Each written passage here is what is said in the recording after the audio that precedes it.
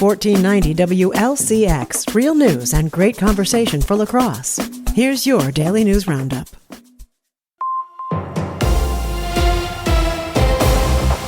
For Civic Media News, I'm James Kelly.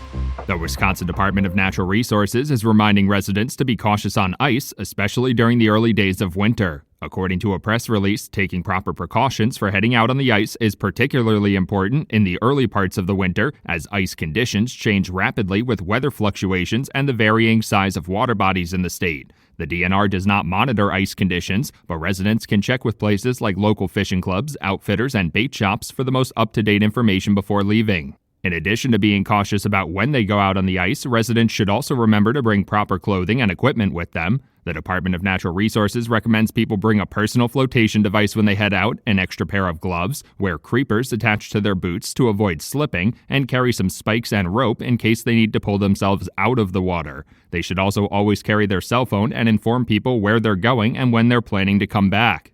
Governor Tony Evers and the Wisconsin Office of Violence Prevention have launched a new grant program aimed at providing more support for places like school districts, law enforcement agencies, and domestic violence organizations across the state. According to a press release, funding through the new $10 million grant program will go towards addressing community and public safety needs. The Wisconsin Office of Violence Prevention will accept applications for funding through the new grant program until January 16th. The grant funding will cover 5 major categories, including suicide prevention, evidence-based violence intervention and outreach programs, and school-based initiatives. Eligible expenses for grant funding include things like promoting safe firearm storage and gun buyback programs, supporting after-school programs to keep kids out of harm's way, and supporting multi-agency law enforcement investigations. In the press release, Governor Evers said their goal was to provide more on-the-ground support to address cycles of violence and crime.